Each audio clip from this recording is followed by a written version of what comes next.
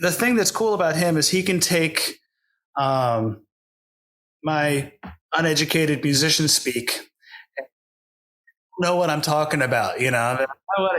One example I used to use was, when I tell him I want it to sound like chocolate raindrops, he's like, oh yeah, I got you. Welcome to episode 72 of the Bass Shed podcast. My name is Ryan Roberts.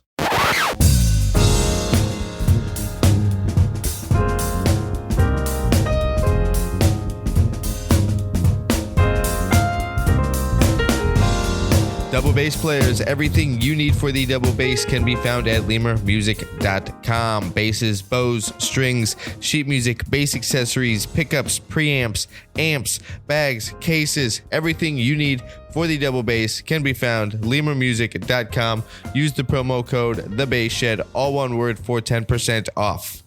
Without a doubt, my favorite cables on the market are Tsunami cables. They come with a lifetime guarantee. That's right, buy the cable one time. Something goes wrong with it, talk to the folks over at Tsunami, they'll switch it out. Buy the cable once, buy a Tsunami cable, use the promo code TheBassShed, all one word, for 10% off. If you're like me and you bring upright and electric to the same gig, you're doing some doubling, check out the Trickfish Trilobite AB box and preamp. I love it. I use it all the time. Fantastic preamp. I also use their single channel preamp, the Minnow. I use that more for the home recording stuff that I do. But live, I use the Trickfish Trilobite exclusively. Check it out, trickfishamps.com. Use the promo code TheBassShed, all one word, for 10% off. On the episode is Damian Erskine. Damian has always been a bass player that I personally check out for inspiration. I got hip to him back in like 07, 08 with his record titled Trios. The conversation here begins with us talking about his latest album release titled In the Moment. We'll also talk about teaching, the process of practicing, and we talk about learning styles and how people learn, which is a very interesting and I think vital thing to be aware of. It was a great time. I had a great time talking with Damian, and here's my talk with bassist Damian Erskine.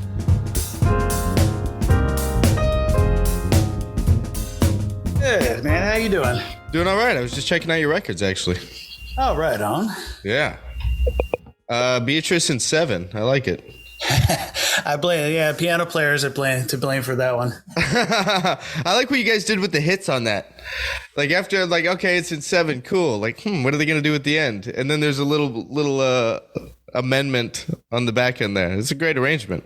Yeah. He's Greg loves to mess with things. He does some great arrangements of things like old Bonnie Raitt tunes and things like that, and he'll just oh really? Just make them wild. Yeah. All right. Things on his YouTube channel are fun. Is that like a set trio you have with those guys?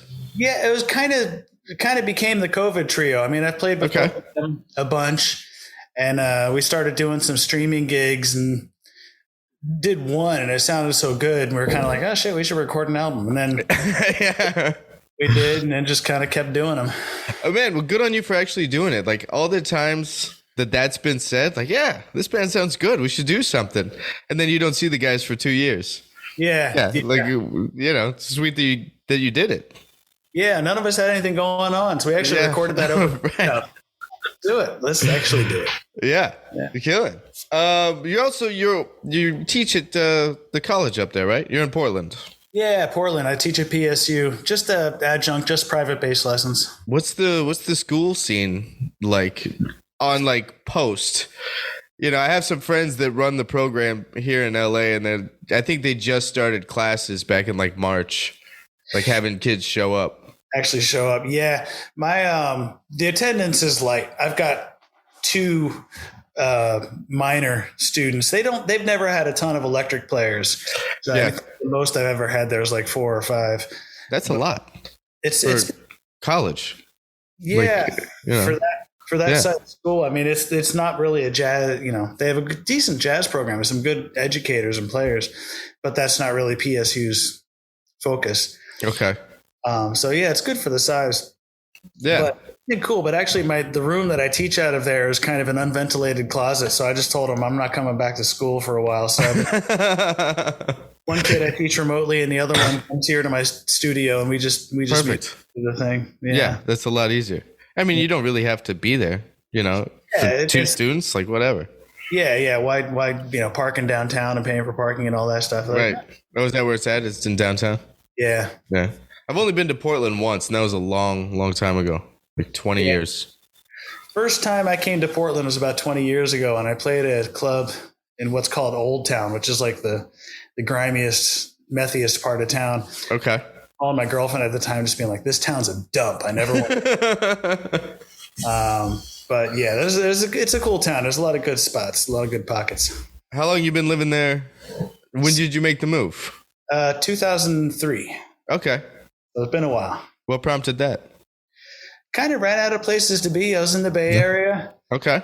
And the girlfriend and I at the time were living above a liquor store and paying like $1,200 a month to be there with a roommate. And just like gigs didn't pay anything. I was working at a coffee shop. I was like, let's just get out of here. Yeah. And I've lived a lot of places. This is like my 12th state. Okay. We had some friends in Eugene, which is a few hours south, came here, hung out. I was planning on moving to Seattle, but I just started working in Portland right away. The music scene's great. Nice. Is it pretty happening? Yeah, there's a lot of great players. I mean, we lost a lot of clubs over the past 10 years, but sure. the spots that are happening are still happening. Okay. And, I still, my road gigs haven't recovered, so I'm local. Okay. But I'm working like 4 or 5 nights a week. Good for you. Good for you. Yeah. What were the road gigs? I've been touring with Gino Vanelli since 2010. Peter Erskine, new trio. Okay. Maybe once or twice a year. Also, sometimes with him and John Beasley and Bob Shepard, subbing for Ben Shepard, who's in LA. Yeah. If he couldn't make a tour, I'd sub for those guys. But just some stuff with Uncle Pete once in a while. Okay. Gino was the main thing, and then some of the local bands here that I've toured with. A lot of one-offs. Nice. Used to be on the road about a third of the year. Now are you into it? Do you like the road life? I did. I was getting burnt out. I was actually kind of glad for COVID when it came. I was like, now I'm starting to get a little itchy again. Yeah. Yeah. But yeah, it's been happening at home. I'm doing some cool stuff, so I'm happy either way. But I wouldn't mind getting back out there again, especially the nice fly dates. Pop over to Europe for a couple of weeks or Asia or something like that. Right. I kind of miss that. Right. I like quick stuff. Like, I like being gone for a weekend, maybe 4 days. That's enough. Yeah. I don't want to be gone too long. Like that's kind of nice about the Gino gig, because that's kind of how he rolled. Yeah. Unless we're going overseas, then it might be like 2 weeks. But he didn't like to be gone for a long time. So head to Florida for 4 days and come home. Head to New York for a couple of days, come home. Right. Yeah, that's up my alley. Yeah. Man, I watched a video with you that you said some interesting things. You talked about the video started with not conceiving of yourself as an amateur, but as an enthusiast. Yeah. And that video kind of went in some fun places. Like you talked about that for a minute, and you're talking about mindsets and how you perceive yourself, and kind of the terminology you speak over yourself, and then how that could be fulfilling, how you could, self-fulfill that accidentally, so to speak. Then you got into talking about how you learn. And this is interesting to me because I used to ask students that regularly if they knew their learning style. Yeah. Because it would help me as a teacher learn how to communicate with them. If they're tactile and they need to do it a couple times, or if they can read it, whatever the best way to communicate with them is. First and foremost, what's yours? What's your learning style? My primarily visual. Okay. And yeah, that was my thing. I kind of had some of those realizations after dropping out of Berklee, feeling like I obviously don't have what it takes because I don't know what the hell these folks are talking about. But kind of figuring it out on my own in some ways. And also after having figured some of that stuff out, hearing other people talk and say, whatever you do, don't do it this way, which is the way it worked for me. Sure. And realizing that, no, there is no right or, just like with music, there's no right or wrong way as long as it works, know? If you think it's good, it's good. If somebody else thinks it's good, it's good. If it's working, it's working. So really exploring information from every angle, and for me, and figuring out which way resonated. So with modes or whatever, it started for me with dots on a page, just mapping out shapes with grid paper. Okay. internalizing those and then playing around with those shapes. And once I could see them, then I started to associate the notes on the fretboard with them. And then it's just kind of all came together. My general style is to take something I know and kind of try and flip it on its head, make sure I'm exploring it from every angle. If it's a C major scale, okay, I got it like this. What if I start on my index finger and play it in that position? Or what if I play it all on one string? So it's just a matter of hitting all the variables and trying a little bit of everything, and realizing it's okay if something doesn't resonate. Keep trying different things until something hits, and I go, oh yeah, okay, I kind of see that. And then start going down that rabbit hole. Right. I think and maybe I'd like to hear your thoughts on this. I've spent a lot of time practicing that, like especially a long time ago, I tried to learn everything from every way possible. And so I had this, all this flexibility of how I could voice a chord or a scale or whatever. Yeah. That becomes, at a certain point, I started to feel like I was holding myself back from progressing because I'd obsess over, let's say C major for 2 weeks or something. It's like, well, okay, I probably could have made it through all 12, at this point, but I've been just like, well, what if I do it this way? What if I start on my fourth finger? And, what's a 4-string pattern? What's a 3-string pattern? What's a 2-string? And I'll go through everything that way. How do you navigate kind of putting boundaries on that process to still progress? If it's for my own edification, like meaning like if I have a gig and there's a bunch of tunes I need to learn, to make sure I don't just dick around with one of them for, right. To get ready. But if it's just for my own progress, my thing is, as long as I'm into the thing I'm doing and I feel like I'm getting something out of it, cool. Because I'm never going to know everything anyway. Sure. Let me just get into what I'm getting into. And as long as I'm getting something out of it, like I'm cool with it. Yeah. Okay. What is, that's kind of where I ended up landing in my thoughts about practice ultimately, is if I left the practice session doing something better than when I started, it was a win, whatever that happened to be. What are you working on right now? What's for your own edification? Not much, man. I've been so busy. All I'm doing is getting ready for gigs. Isn't it weird? It's kind of been the way for a while now. I've actually been starting to get itchy to get into something again, but there's just so much to do. Yeah. I have a little bit of time off. I'm like, okay, let me just go for a walk. Right. Are there certain artists you go to get inspiration during these dry spells? So you're creatively, like you'll hear something and be like, okay, here's a phrasing concept I can mess with on the gig or something. Yeah. Oftentimes, if I want to make sure I keep my jazz chops together, I'll either pull up a Matheny chart, because those are always challenging for one reason or another, or a Wayne Shorter tune and use changes as a vehicle for exploration, or Chick Corea heads if I want to work on chops, or Chick Corea, Wayne Shorter, Pat Metheny. Those are always good to push me in different directions. 9 times out of 10, what I've been doing these days is just throwing on some Sheree Reed or surfing. Okay. Gospel tracks and stuff, and hard nasty lines and groove, because that's really my happy place. I'm really a groove guy who, can get away with playing some jazz. Yeah. And that's mostly what I've been doing. Since the pandemic in Portland, is I'm 90%, if not 95%, soul, R&B, gospel type. Is that kind of the nature of the scene there? Like LA, it's LA, so it's all kind of, there's a groove element to everything. Yeah, there's everything here. There's a real strong kind of trad jazz thing too. Oh, really? Real heavy jazz musician. Yeah, when I first moved here, actually, Uncle Pete, jokingly said, "Oh man, Portland's great. You're gonna love it. It's like a retirement community for great jazz musicians." And it's kind of true. And there's a real strong pedagogical support system here. There's lots of local camps, and the high school and junior high kids are really well supported.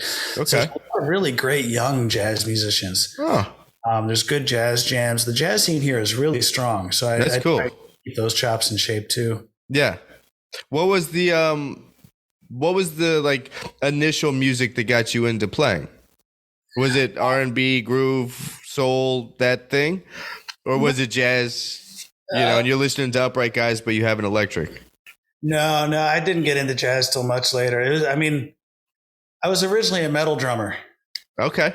So it was like, started with Motley Crue and stuff, but like quickly like Slayer and Napalm Death and like. I would not have guessed. Yeah, when I started going to Berklee, it was as a metal drummer. Okay. Double bass drum, all that stuff. But I felt I just did not fit in. I didn't know. I was self-taught, so I had no rudiment chops and no. Okay. So, but I'd always played a little bass, but I didn't really have a thing as a bass player. I just always kind of played it a little bit. The first thing that really got me on bass was like Michael Jackson type stuff. So that's kind of where it started for me. But I started working on jazz, and because Peter had turned me on to so much music, listening to a lot of Weather Report and Mike Stern, and sure. But that all seemed so far out of my league. Right. I didn't really think that I'd ever get to a place where I could play that stuff. And I hated jazz when I first started working on it, but it did occur to me, like I figured out early on that it was kind of the most direct path towards some level of mastery, the instrument, the harmony, like it kind of hit everything that I needed to work on. So I forced myself to work on it and then came to appreciate it, and then discovered, like Avishai Cohen. I was like, oh, it doesn't have to just be like swing, swing, ding, ding, and ding. Right. It can do a lot of things. And then I kind of started getting into, the different sides of it and realized there's a lot of cool stuff out there, like Dave Holland's, World Trio with Kevin Eubank. Oh, I love that record. I love that record. Like that stuff like started really turning me on. So then I got into it a little bit more. What's the record he did with Kevin Eubanks and Steve Coleman? It's like super old. Oh yeah, Extensions. Yes. I love that record. Steady Smith on drums. Yeah. That's a great one. That was one of the first kind of modern jazz albums that hit me. And that was the first thing I actually got into and like wanted to listen to on repeat. I really got into it and I didn't know what I was listening to yet. Like I didn't understand all this time signatures. Yeah. That they were doing. Like I didn't hear that the tune was in 10, or whatever some of that stuff was, but there was an energy to it and it didn't, it just had something else to say. And I was into it. Yeah. Those guys were on fire. Like they were not just phoning it in on that album. No, none of those guys, are those type of players. So have you gone back? Because it's, I think, typical that people always go back. Like you mentioned Chick Corea, and you can almost trace that through his career, like Return to Forever. And then like the older he got, he was doing more swing stuff and kind of going back into the roots of the music. Did you follow a similar trajectory? Not really. I've never really. Waltz for Debbie is like the one kind of standard jazz type tune that I've always loved. Other than that, I never really cared for. It's like I feel like I shouldn't even say this out. Do it. Let it rip. I don't really care for anything pre 1970. Okay, that's fair.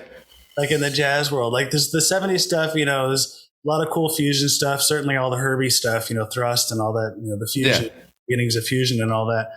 Most of the stuff I've listened to is very much modern takes on jazz. Yeah. And a lot of European stuff, which is kind of more kind of an almost hybrid classical music. I really like that about all the ECM stuff. I like the classical influence. I like how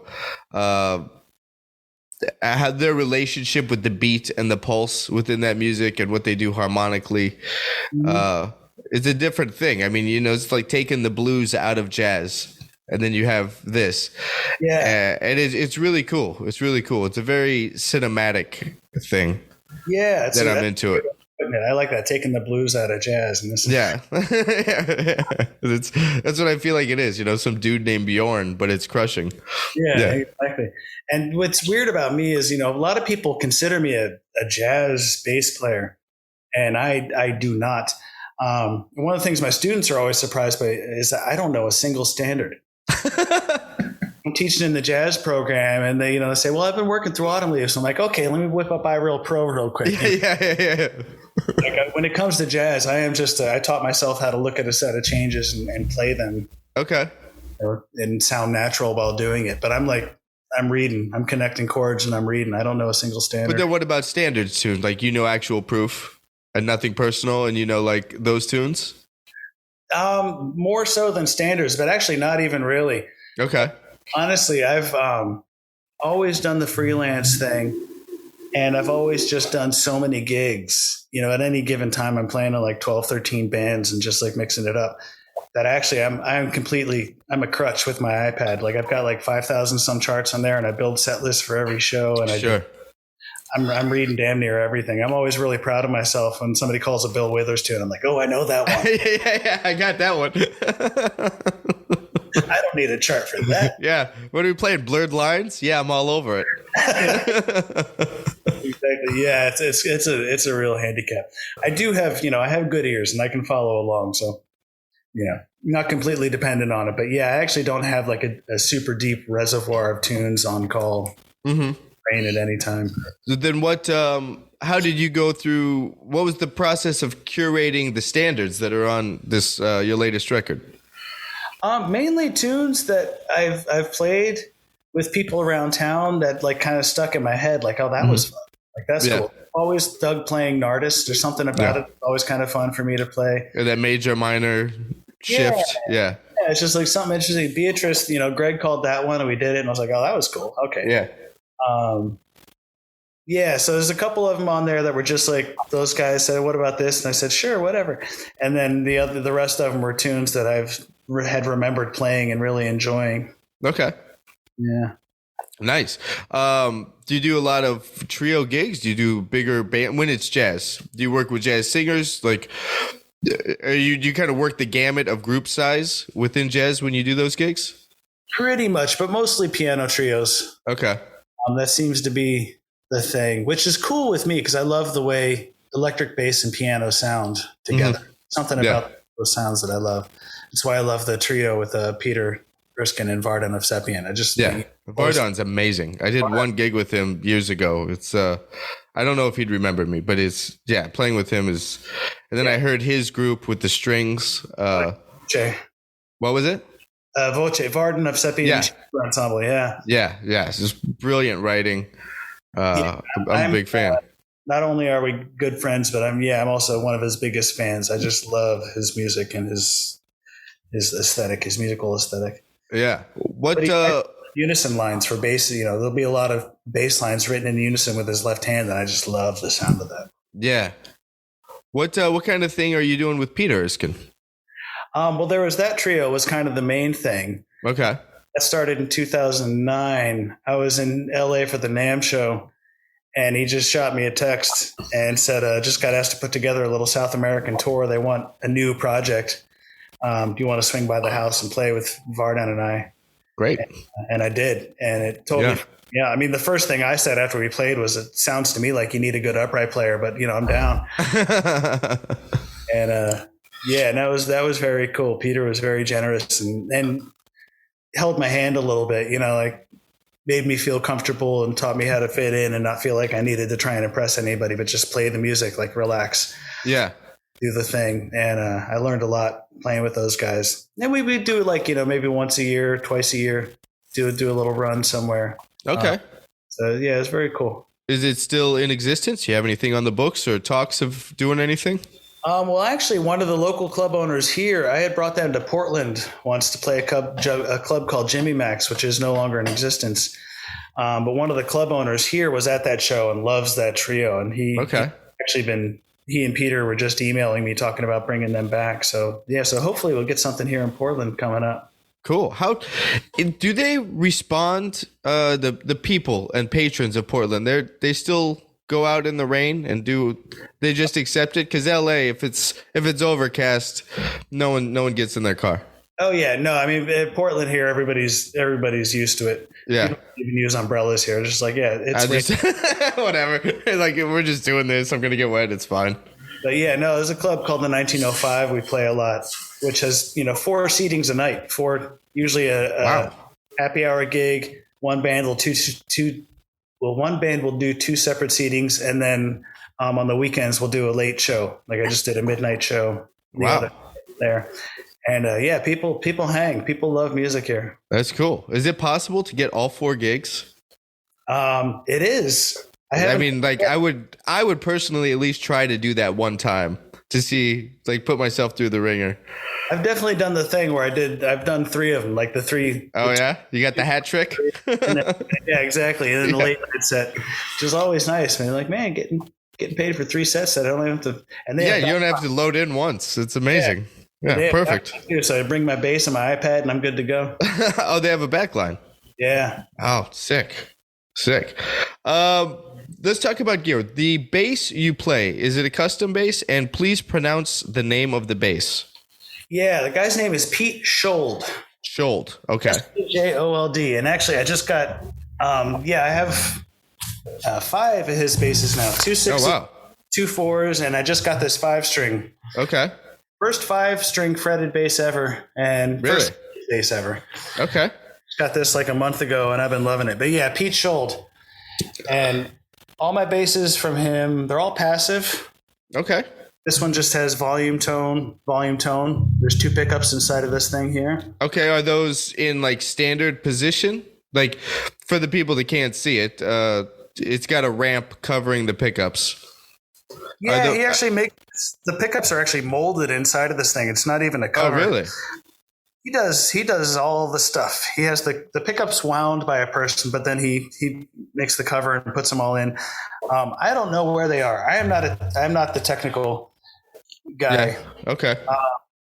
But I think so. I think they're probably on the outer edges here, probably kind of right, like Fender style setup. Yeah. Okay. I have my last 4-string from him is kind of an old school looking. Almost looks like an old Gibson Ripper or something. Just has the one kind of P bass style. Oh, really? Sweet spot there.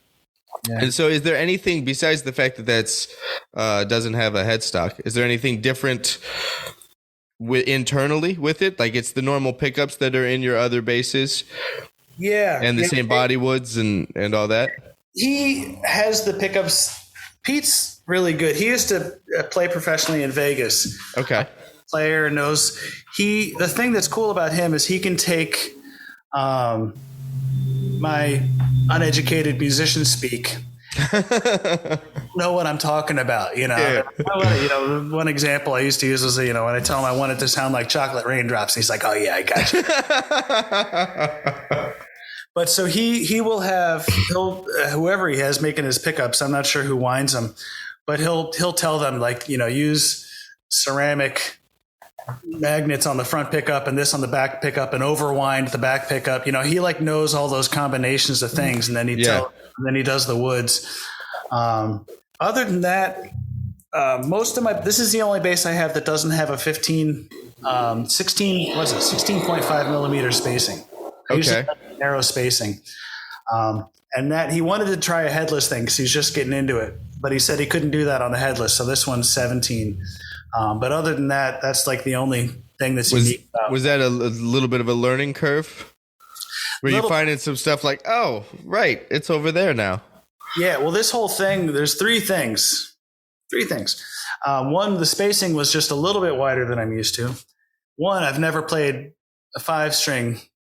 I had a 5-string fretless on. I still have it that I use just for sessions, but I play that maybe once a year. It's like a fretless track. This was my first like gigging 5-string bass, and there's no headstock, so my eyes see the end of the fretboard, and I just do not feel like I should be putting my hand down that far. Right. Like I feel. Is it 34-inch scale? Is that standard 30, scale? 33. Okay. It looks a little short. That's why I was asked. Yeah. So those kind of 3 things dorked me up for a little bit, but I just committed to playing it every lesson, every practicing, getting ready for the gig, and every gig, including the jazz gigs where I was pretty sure I was going to unintentionally reharmonize everything by playing it on the wrong. And I did. Yeah. I just committed to playing it, and now a month in, I'm totally comfortable with it. You're cool with it. Yeah. So what's the spacing on your 6 then? If that's wide. Yeah, 16.5 on all of them. 16.5, and that's 17. This is 17. Yeah, it's wow. What half a millimeter will do, but my 4 strings are the same as my 6 strings. Okay. That came from playing Zons for so many years, and those are 16.5. My 6 string Zon was 16.5. half. And I just loved the way that felt. And so every bass after that had to be 16 and a half. Yeah, that's a part of the construction game I never really got into. Like, I know when I play something, like, yeah, that feels comfortable. Okay. But I don't ever go back and check it out, you know? Yeah, it took me a while to figure that out. And I remember I was in Japan once, and I was in this bass shop. They have amazing bass stores in Tokyo. Nice. And they had one of the early Anthony Jackson Federas. Okay. In a little case. And I was like, I got to play that bass. Like, I'm just curious, Anthony's bass, never played it. And I couldn't play Billie Jean if you gave me $1,000. Like, I could not play that freaking bass. The strings, it felt like there was a mile in between every string. And the scale length was like a 37-inch scale length. Oh, geez. 20 millimeter. I don't know what it was, but it was like the most unplayable hunk of wood I ever saw in my life. Yeah. I started really thinking about, like, I was like, oh yeah, that really affects the way things feel. And I paid attention and looked up the Zahn stuff and realized it was 16 and a half and why other basses started to feel funny, like Fenders or whatever. So you were already playing predominantly Zahn at this point? Yeah. Okay. So you're comfortable with the 16 and a half? Yeah, exactly. Okay. And the only thing I loved the Zahn basses. The only thing that didn't work for me was the graphite neck on the 6th string. It just the C string sounded really brittle, and I couldn't get it to happen for me. And I met Pete. He came to a gig I had in Dallas, brought a handful of basses, and I was like, man, these are nice. And I loved Joe, and I didn't want to leave him, but he was just too busy. He never had time to work with me on the thing, getting it to work. And I just, like, out of curiosity hit Pete up and I was like, hey, can I just check out one of your basses? And I realized I just needed a wooden fretboard and I needed the thing. Yeah. And as soon as Pete actually made me a bass, he's really good at making a bass to fit that player. Oh, wow. He had played my Zahns backstage, so he knew how I liked them to feel and all that stuff. And it was just like a home run right out of the gate. Yeah, that's great. And then you got the nylon tape wound strings. Yeah, I love these D'Addario tape wound strings. I pretty much have them on everything but my 6th string. I just really, yeah. I couldn't ever get into them. I had them, I think, on a fretless or two. Yeah, at first it was a little funny. I did that Gospel Chops thing, and Bubby Lewis turned me on back in the day. And I tried them. I was like, those are cool. And then I immediately replaced them with my nickel strings again.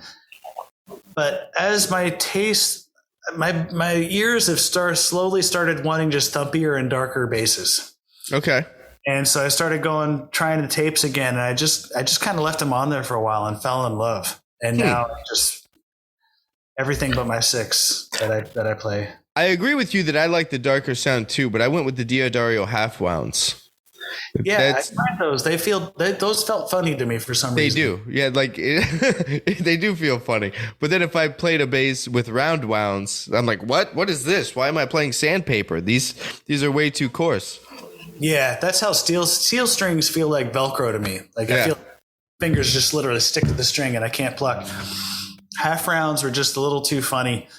Flats always felt funny to me. I don't know if I'm like overly sensitive with my tactile experience. Mm-hmm. But nickel round wounds or tapes are kind of like the only thing I can play and be happy. Okay. I mean, at this point, like when you reach for the string, you just kind of are anticipating that reaction, how the string rebounds and how your feels and all that. So, I mean, anything else. Yeah. That's how I feel with the half wounds. Like I've been playing them so long that I have flats on one bass, but other than that, that's all. I don't want to reach for the string and feel anything different at this point. Right. You know what you're expecting. And yeah. The only thing about these, at least I know the Labella has more variety. They'll do extended ranges. The D'Addarios kind of only come in one gauge. And generally speaking, with my nickel strings, I buy 4-string medium light sets. Okay. But then I buy the fattest C string and the thinnest B string I can. So what's that? What's a fat C string? 35? 35, and then a thin B string would be like 120 or something like that. Yeah, 120, 125. And these are like pretty fat to pretty thin. Okay. I've gotten used to them, so it doesn't weird you out on the C, like the C string being extra thin. Well, this doesn't have a C, so this is B3. Oh yeah, that's true. If I did a C string, it probably would. Yeah. So I don't have them on my 6. Also, D'Addario doesn't make 6-string sets of tapes. Okay, I don't play 6. I was actually going to ask you about that. When did you make the jump to 6? In college. Okay. Went straight from 4 to 6. Really? Yeah, I got into O'Teal Burbridge. Okay, that'll do it. It's like chords. Yeah. And talked my grandfather into buying an early graduation present. And okay. Of course, a year later, I dropped out. But yeah. So I got my 6-string Padula Thunder bass. Oh, yeah. That's all I played was 6-string until maybe like 6-7 years ago. Really? Yeah. And then I got into this 4 that Pete built me, and I just started playing that, and that was all I played. Yeah. Yeah, I would basically whip the 6-string out on jazz gigs because I kind of learned to solo on a 6. Sure. I was really used to that C string. So if I had to solo a bunch, or if it was a heavy reading gig, like a salsa gig where I had to cover a lot of range and I didn't want to jump up and down the fretboard, right. Bring the 6. Other than that, 4-string kind of became my happy place. And now I'm realizing it's kind of a best of both worlds. Yeah. I haven't made the leap to 6, and I'm thinking about stringing up one of my 5s with a C and seeing what I think. And maybe just buying another 5 that's strung with a C. Yeah, I mean, that C string is great when it comes to playing melodically and soloing and chord voicings. Yeah. As far as playing bass, it's completely unnecessary. Yeah, I think so. I'm not into the chord thing, just for me. I'm not, but I like it.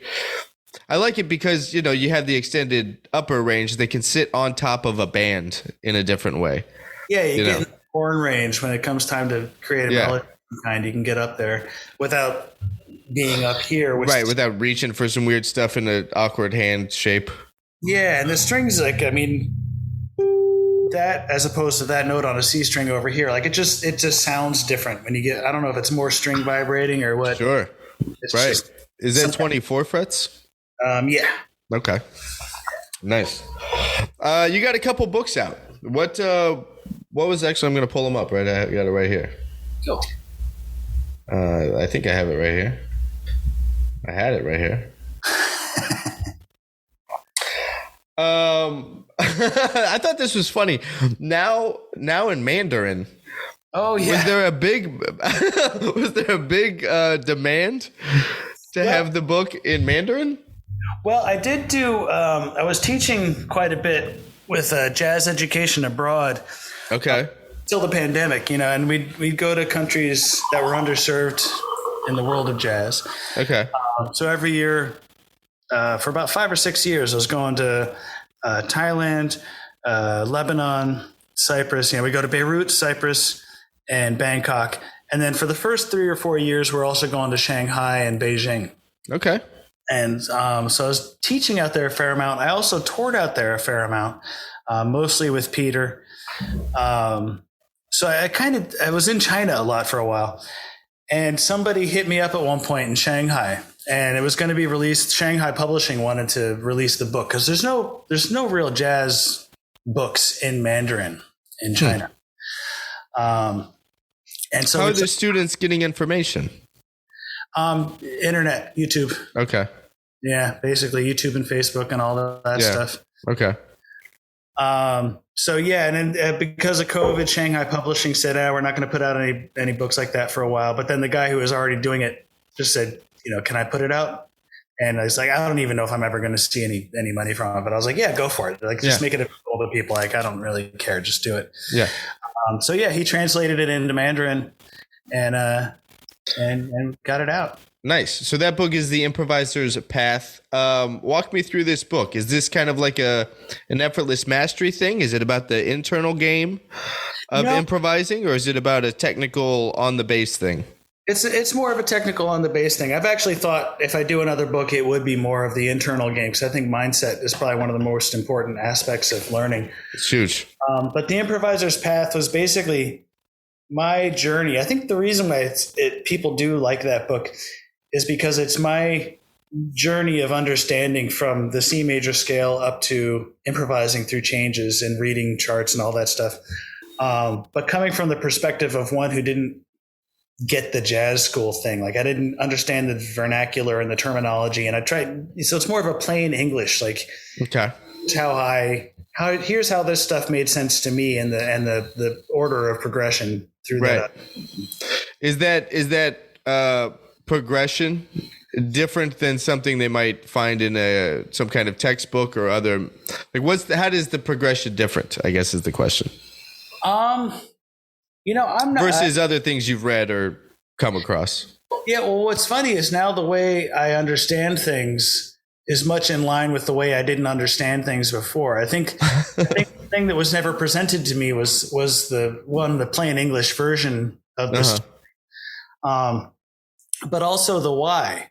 Sure. Like why is the sharp 11 an available tension on a major 7 chord? Yeah.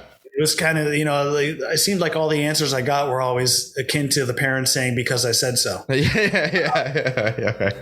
And so, this was like me exploring, like, okay, if I want to play this stuff, what do I need to understand? I need to understand chord tones. Like, okay, I know where the root is. Let me learn what the difference between a major 7 and a dominant 7 chord is, and how to practice that, arpeggios and inversions. A lot of it translates to the same stuff, but it's kind of more of a common sense. Well, this makes sense. So this seems like it would be the next step. So let's take that. Now let's take that and try this like this. Yeah. And so, so it's, it's a lot of the same information, but just presented through my filter. That's cool. That's really cool. I think for me, and I'm curious what your experience has been with this. The more I personally grow as a musician, the more connected it all just is. Yeah. So tuning your bass is, you might as well be playing super low Korean, like it's all the same to me at a certain point. Yeah. And so the older I've got, I have more of a hard time separating it. Have you found that too? The more you learn and the more it makes sense to you, how do you go about presenting that in separate chunks that the student can digest? Yeah, teaching is the hardest thing for me, and that's one of the reasons why I've started to do it a lot. Mm-hmm. I feel like I've learned more teaching than I ever did studying. Yeah, because everybody does learn differently, so it's a matter of trying to. And I'm not convinced I'm that good at it, but I keep trying, and most of my students seem to like me. Yeah, that's good. Trying to figure out one, everybody has different goals. Not everybody wants to be, Hadrian or John. So trying to figure out what that person actually wants to do with their instrument. And I think that's important, or helping them discover it if they don't know. Like, I don't know, I just have a bass. I don't know.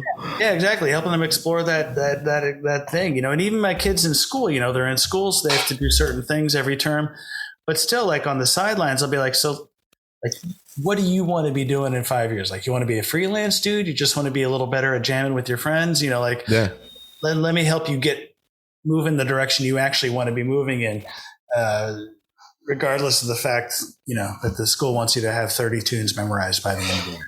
Yeah. What does the school put on them?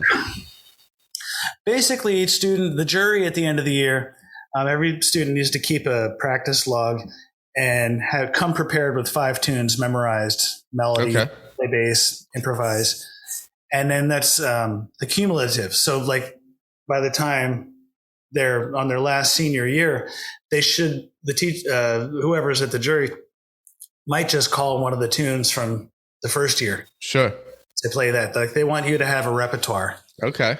Of standards basically, but they're not super strict. Like it doesn't have to be Autumn Leaves and Inner Urge and whatever. Yeah.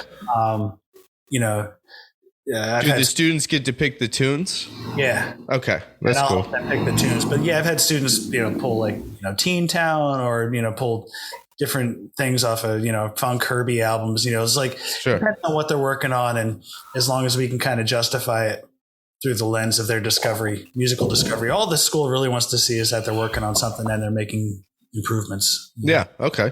And then, can they major in electric bass through the school? Yeah. They can get a performance degree? Yeah. In that? Okay.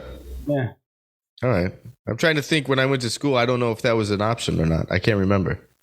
Yeah, it was. It was in the early '90s at Berklee when I started going there. Right. Who'd you study with there? Who was over there then? I hit a bunch of everybody.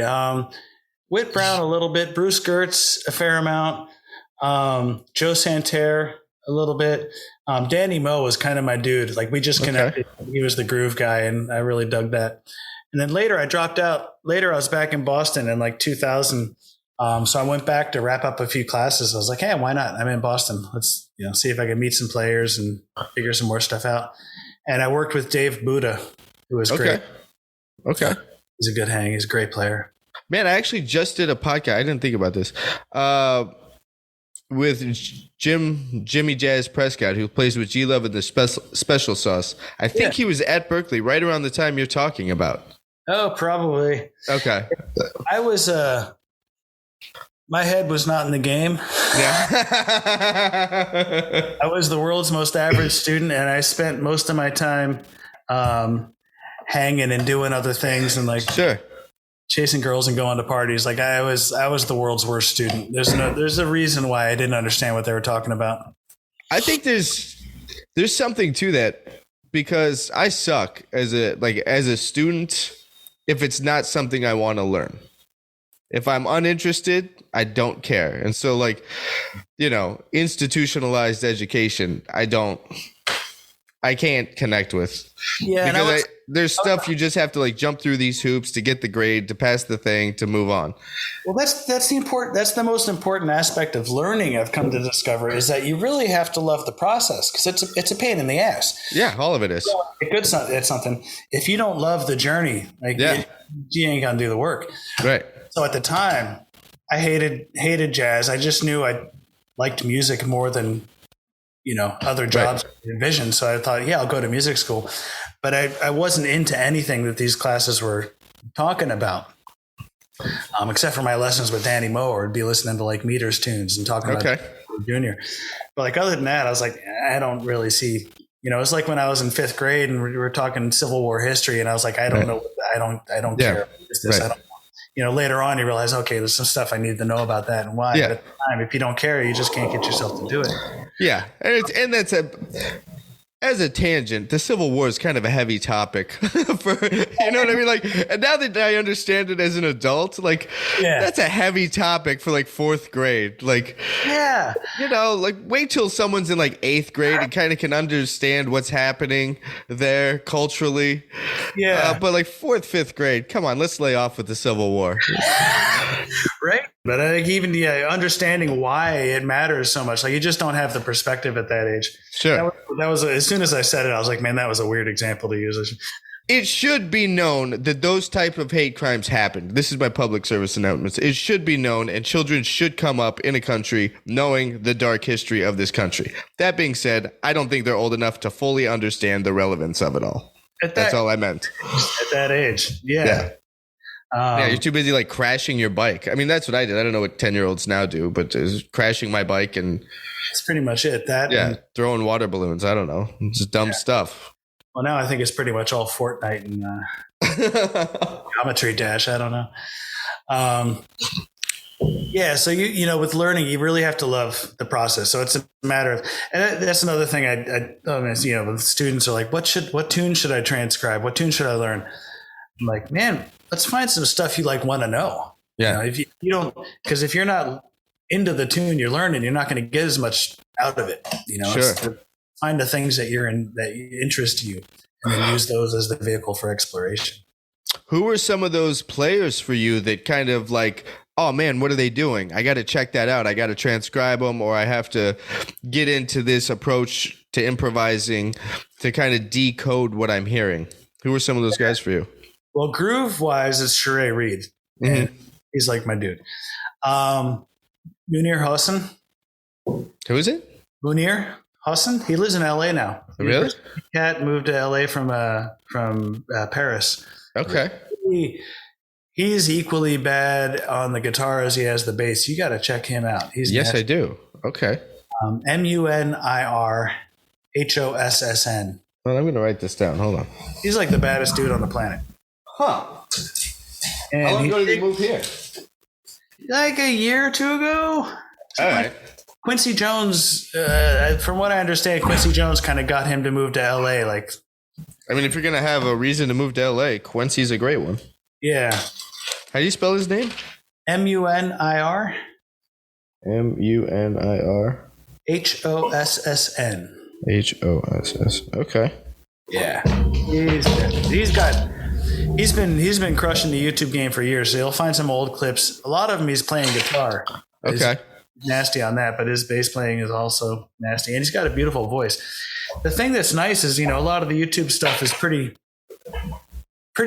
chop heavy. Like, there's a lot going on. It's impressive. It's kind of like, wow, look at that. But his albums are beautiful. Really?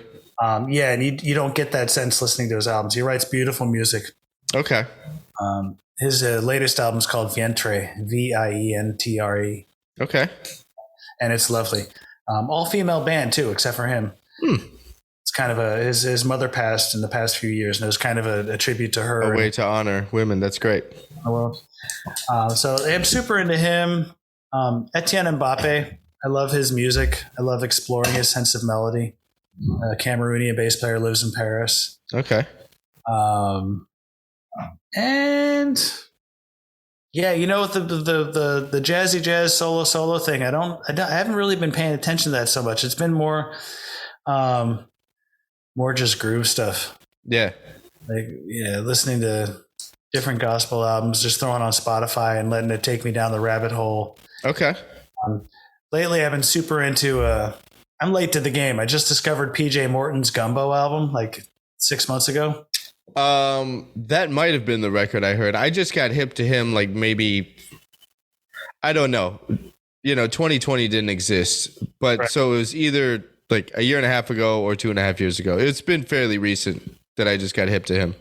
Yeah, and I've been obsessed with him.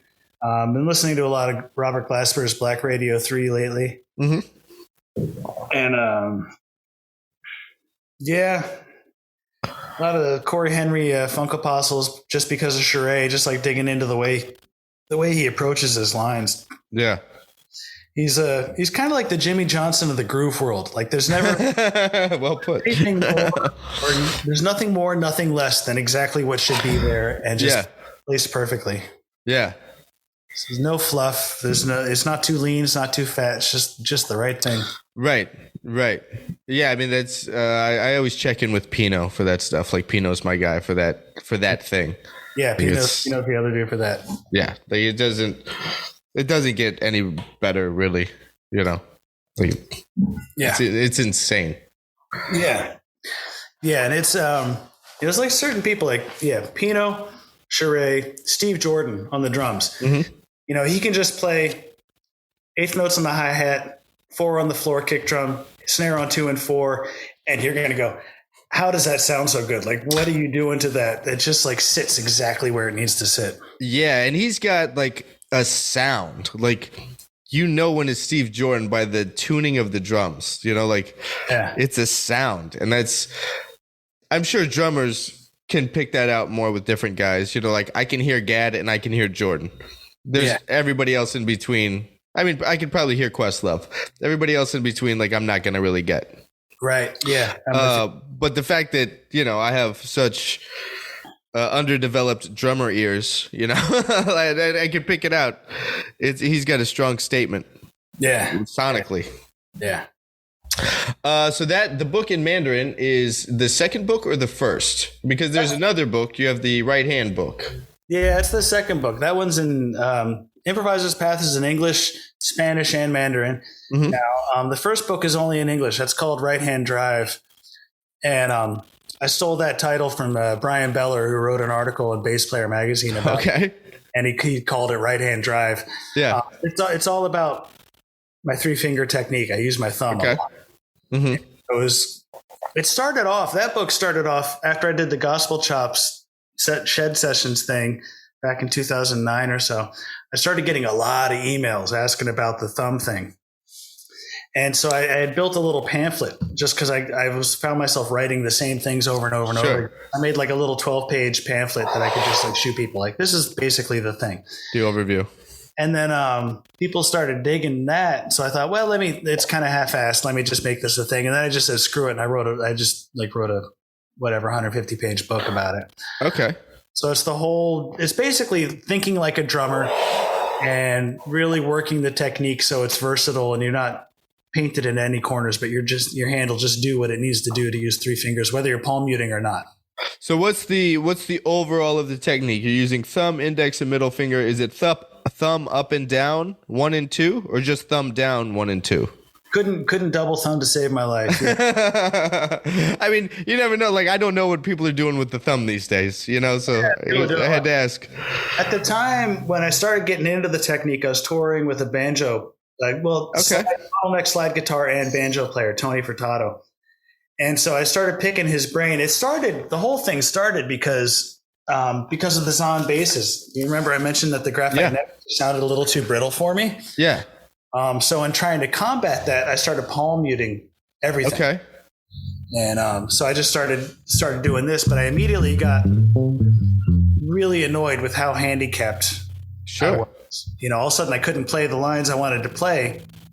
So I really started developing a thing and started practicing, simple things like playing a scale, but forcing myself to adhere to a specific fingering. Okay. So first I started just to get comfortable with it, playing each note 3 times to get the muscle memory happening. But eventually started doing that, but playing every note once, twice, 3. I did 1 through 7 every time. So I might go 1, 2, 3, 4, 5, and then maintain fingering. So now I'm starting with my middle. Yeah. 1, 2, 3, 1, 2, 1, 3, 2. I can't talk into it. That's fine. I started doing all those variables. Sure. And so I wrote a book through that whole journey, and just like, there's a lot of rhythmic stuff in there because I started off as a drummer. So I'm very much into practicing rhythm like a drummer, focusing on subdivisions. Right. Because I mean, if you putting all those accents, you're just creating polyrhythms now by where basically maybe where, I mean, I guess you could think about it 2 ways, either where 1 comes back around or where the thumb starts again. If that's going to be your new accent, then you're playing 5 against 4 or whatever the grouping would be. Later stuff was like being intentional about where you accent, being able to accent with any of the fingers. Sure. Doing that 5 finger pattern, playing 16th notes. Can you still accent on the downbeats, no matter what finger it is, stuff like that. Right. Now, writing that book and real world, like heat of the battle, do you play like on a gig? Do you play with that much versatility in your right hand, or do you find yourself like your hand kind of adopts a thing of its own and it just finds something that feels really comfortable at certain fingerings and patterns to lean on? I don't think about my hand anymore. Like basically, because however I'm playing, whether it's like this or like this, has a different sound and a different feel. Lines feel different. And I'll articulate them a little bit different depending on how I'm playing them. So for me, I know how I want it to feel and I know how I want it to sit in my hand. It's the thing that will facilitate that. Okay. Interesting. And then did you go through all the muting stuff with all these variables also? Yeah. A lot of muting stuff and a lot of... and not just the palm mute, but actually like muting. Yeah, muting with the left hand. Yeah. And all the different ways to mute. I get into that a little bit with this stuff. My first COVID project was shooting a 2-hour video companion to the book because a lot of this is a lot easier to show than it is to read. Sure. Yeah. Or type out. Or type out. So I got into a lot of that stuff in the video for sure. Nice. Yeah. Any new books in the works? No, I've been thinking about doing another one all about kind of more mindset type of thing because I've been really realizing through doing the bass education website and doing some of those videos like you mentioned earlier about consider yourself an enthusiast, not an amateur. I realize how impactful that stuff is for people and how important it was for me because a lot of I've dealt with anxiety a lot in my life, just in general, not even outside of music. And I started to realize how talking about how everything's connected, every realization I had about my own psyche and the way my perception was altering my experience of things helped me to understand my musical life more, and vice versa. Yeah. Realizing how when I'm, started playing jazz with people and I was too concerned with sounding like a jazz guy and not letting myself just play what I heard, how that affected my ability to, act. It's just like everything affected everything else. And I realized it's all connected, and that our mindsets and our perspectives affects the way we not only perceive things, but the way we feel about those things and the way we experience those things. So I've been kind of thinking about that a little bit. It's just such a time-consuming process, and I've been like slammed. Things have been, but it's in the back of my mind. Nice. Have you read a lot of those books, like Effortless Mastery, or The Art of Practicing, or The Inner Game of Music? I've read Effortless Mastery. I love that book. That's kind of the only one I've read. The other one, what was it? The Inner Game of Music is co-authored between a classical bass player named Barry Green and the dude who wrote The Inner Game of Tennis. Somebody recommended that book to me once. That one is like, I read that and Effortless Mastery, and there's things I like that Kenny said and how Kenny said it, and then there's ways I liked, how the other one, The Inner Game of Music, would talk about something, and I was kind of just piecing them together to cultivate my own approach to this thing. The Inner Game of Music is very meticulous. It's like kind of identifying a self one and a self two and who you're following at any given moment. And, by chapter 3, I had split personalities. I didn't know what the hell was going on. I didn't even know who was reading the book anymore. Right. I got a lot to keep track of, but I'm like, okay, I finished the book and there's some great stuff in there. But it's a much different approach than Kenny's kind of holistic meditative thing. Yeah, that Kenny definitely tapped into my vibe, which is definitely more of a, for lack of a better, like more of a Buddhist approach to things, and more of mindfulness and intention, and just trying to center and breathe and think. What about records? You writing? You got any records in the back of your mind, or any music that's dying to get out? I do. I've been dialoguing a little bit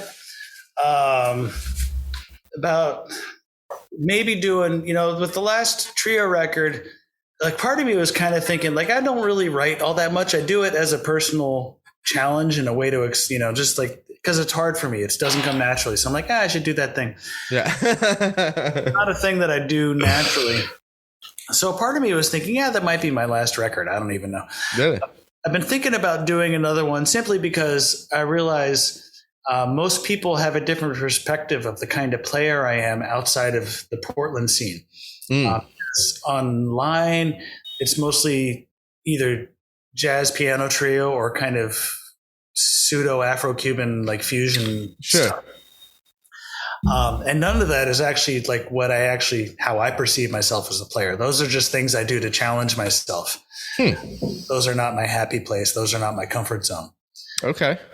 So I've been thinking. Do you find joy in it, or is it a some kind of rite of passage that you're working out to prove to yourself something? A little bit of both.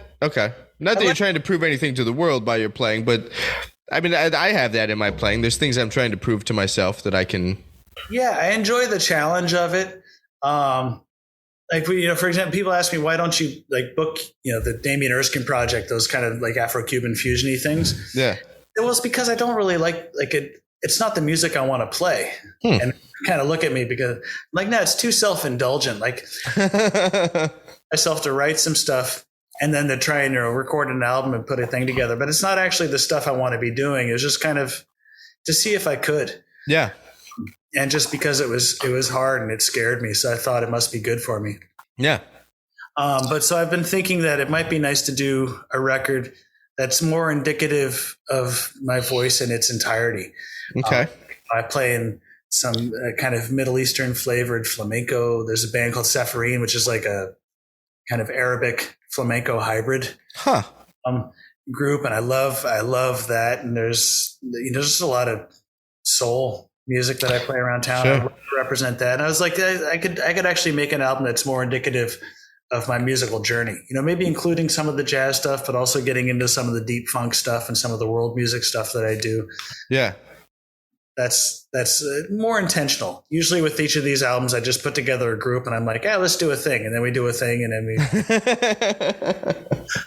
But actually, it's a tall order to capture anybody's whole world. Yeah, maybe more so for freelance guys. When you're playing freelance and you're playing with a bunch of different people and it's cool and you're into it and you get into it, and you start checking it out on the side too, and then like, oh man, I'm really into doing this thing. But to get all of those different experiences in one record, that's a tall order. Yeah. So having these records that are like, all right, that's the standards in 7 record, and then this is going to be that thing, and that's going to be that thing. And it's way easier to kind of parcel it out. Yeah, exactly. So there's going to be some thought going into this, and it's probably going to be multiple groups instead of just putting a collection of people in the studio and saying, all right, we got 2 days, let's do this. Yeah, like actually really thinking about the content and the overall arc and narrative of the album. Would you maybe get out of the trio thing and do like a really produced sound, like have a drum day, have a bass day, then you go in and you make a record, like a pop record? Not like that. It would probably still be live. Okay. Live recording, with tweaks, fixes, and overdubs, but primarily live. Yeah. But yeah, probably getting 3 or 4 different collections of musicians together. That'd be cool. And piecing together a thing. Yeah. Yeah. So that's a back burner in the back of the mind thing. Sure. Like I haven't even finished. I cut a record back in September. It's not even done yet. Like it's not even, Yeah. And I'm already like mentally working on the next one. Right. You've already kind of. Yeah. I'm already like kind of over it. Yeah. And it's still on a hard drive and that's it. Right. Yeah. And I'm already just creating another concept that I want to get into. Cause like, all right, that's done. What now? Yeah. Did it. Yeah, exactly. Kind of. It's weird. Like after I did that, like I've talked about this before, like since it was tangible and the music was out of me, and it's all right, I'm done with it. Like I've gotten it out of me. Now it's time to move on. Yeah. The record isn't done, but but it's like the music's out of me so I can move on. Right. Emotionally, it's done. Emotionally, it's been done. Yeah. So it's weird to like, but that's been the struggle of this record is seeing it through and just finishing the damn thing. Yeah. That's the hardest part. Yeah, man, this was great. I had a great time. Yeah, thank you for the hang, man. I appreciate it.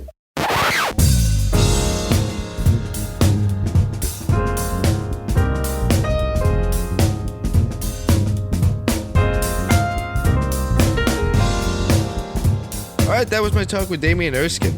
Man, they're so great. Like there was no pretense in Damian at all. Like he was just like, yeah, here's what I'm up to. Here's what I'm into. He's not trying to be somebody that he's not at any point. I thought that was fantastic. And just his transparency about the whole thing, about who he is in the world and what he's into musically and what he pursues, what he's kind of known for versus, where his heart kind of lies musically. I think it's fantastic. It's really humble and transparent guy. And there's so much just curiosity, I feel like, just learning and growing and exploring and challenging himself in new ways. All great things that we can all continue to grow in. If you are enjoying the Bass Shed podcast, please hit subscribe wherever you are listening to it. Consider giving it a rating. That's about all I got for this one, folks. That's all I got. I will catch you on the next one in a minute.